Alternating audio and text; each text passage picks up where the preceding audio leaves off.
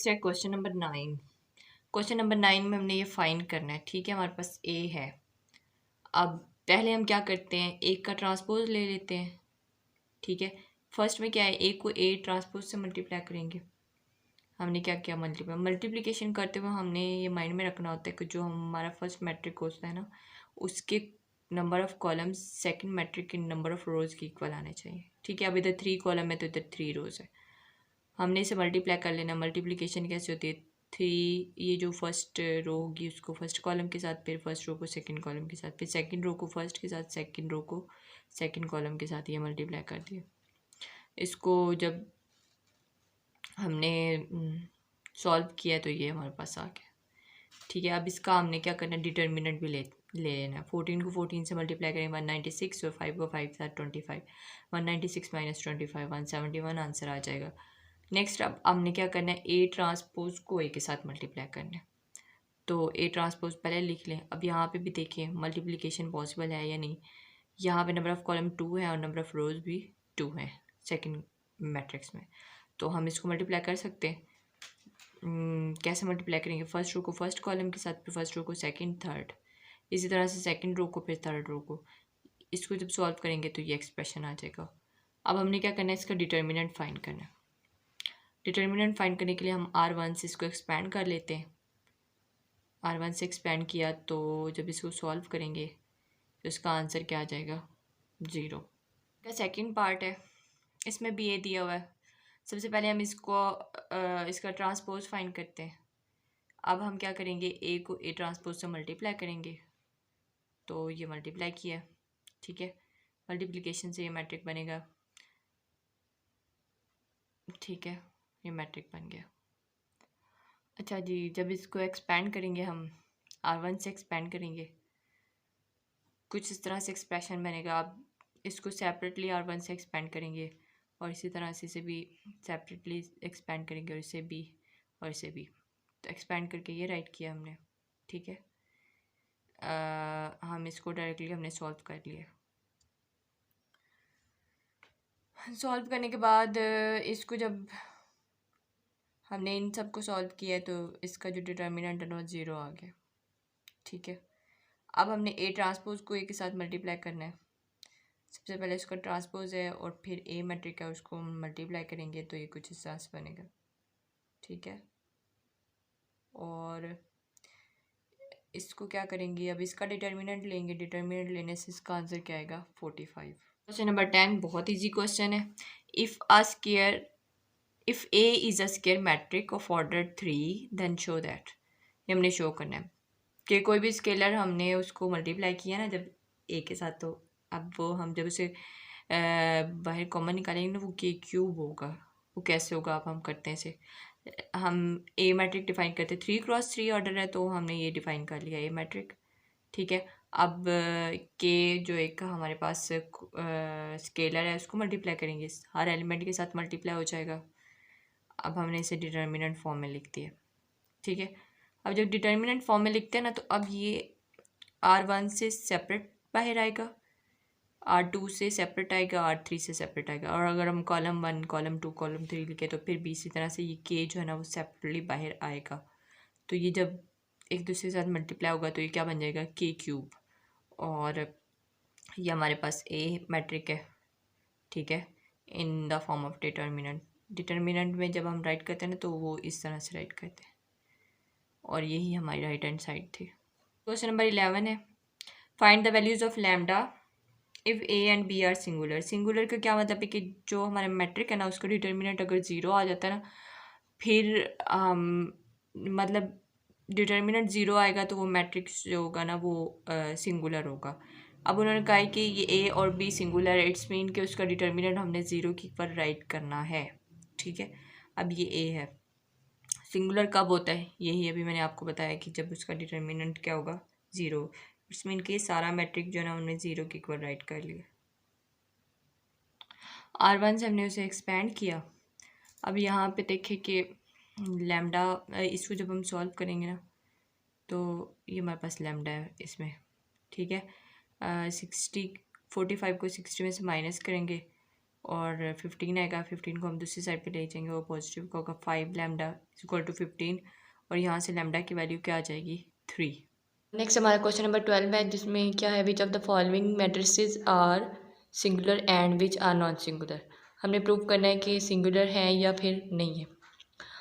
अब हम इसका डिटर्मिनेंट लेंगे। हमने 2x2 मैट्रिक में भी क्या देखा था, उसका डिटर्मिनेंट नॉट इक्वल टू 0 आना चाहिए, तो वो नॉन सिंगुलर होगा। अगर 0 के इक्वल आ जाता है तो वो सिंगुलर हो जाएगा। ठीक है, हमने इसका डिटर्मिनेंट फाइंड करना है। वो इसको रो 1 से एक्सपेंड कर दिया है। ठीक है, और इसका डिटर्मिनेंट क्या है 24। ठीक है, which is not equal to 0। इसका मतलब जो ये मैट्रिक है ना, ये क्या है, नॉन सिंगुलर है। ठीक है, सेकेंड पार्ट है, सेकेंड पार्ट को भी इसी तरह से इसको हम रो 1 से एक्सपेंड करते हैं। ठीक है, एक्सपेंड करेंगे और उसके बाद इसको सॉल्व कर लेंगे। सॉल्व करने से इसका जो आंसर है ना वो क्या आ जाता है 0। ठीक है, तो अभी हमने बोला था कि अगर डिटर्मिनेंट 0 के इक्वल आ जाता है किसी मैट्रिक का तो वो सिंगुलर होगा, अदरवाइज़ वो नॉन सिंगुलर होगा।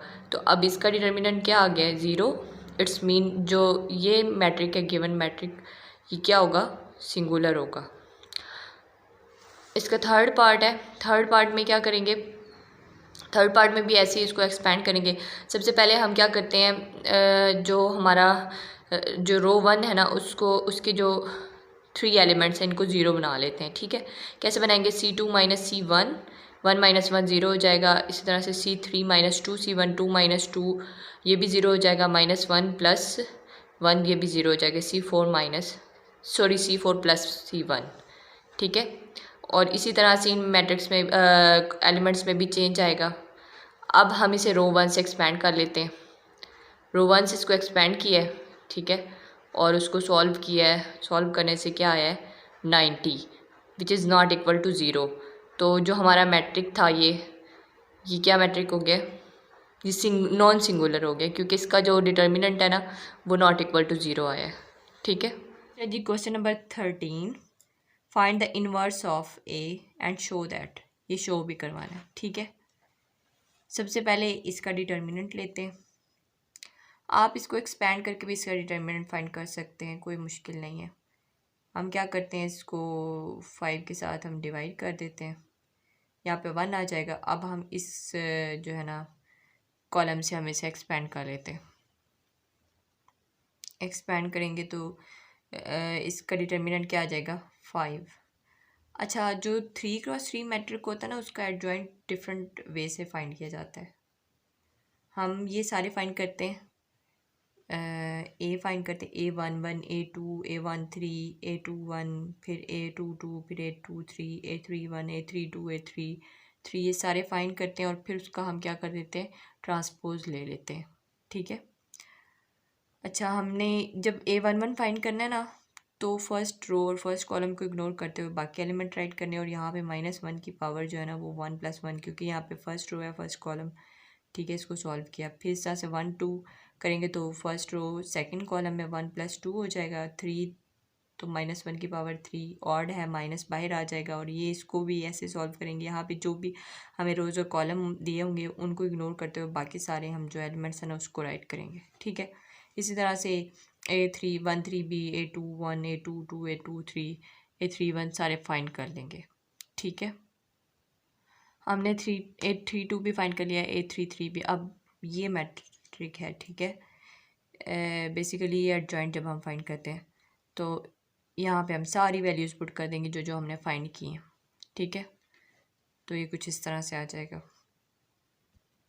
अच्छा जी, जब हम इसका इन्वर्स फाइंड करेंगे तो हम ये जो हमने एडजॉइंट फाइंड किया था ना उसका हम ट्रांसपोज भी लेंगे और उसको हम जो हमारा डिटर्मिनेंट आया उसके साथ इसको डिवाइड कर देंगे और वो कुछ इस तरह से बन जाएगा।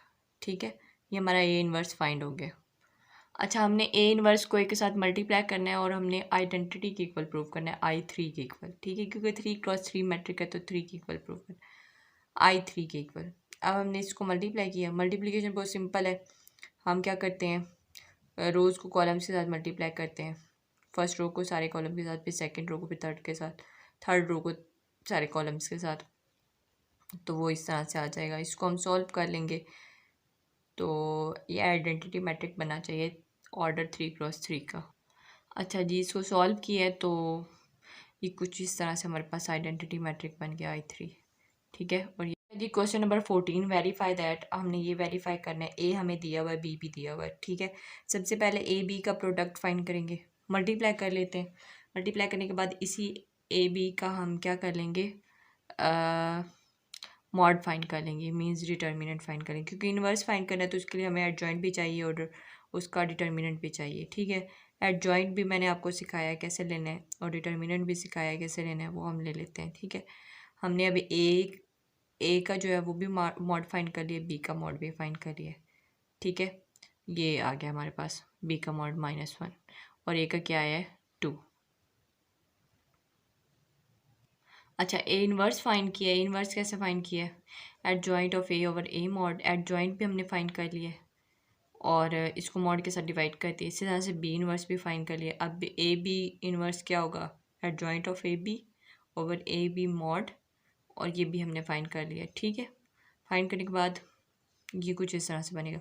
अब जो इसकी राइट हैंड साइड है ना, वो भी यही आनी चाहिए। हम बी इन्वर्स ए इन्वर्स को मल्टीप्लाई कर लेते हैं। ये भी हमने बी इन्वर्स और ए इन्वर्स फाइंड किया, इसको मल्टीप्लाई करेंगे। मल्टीप्लाई करने से ये भी हमारे पास राइट हैंड साइड की इक्वल आ गया। सॉरी, ये लेफ्ट हैंड साइड की इक्वल है, ये राइट हैंड साइड थी।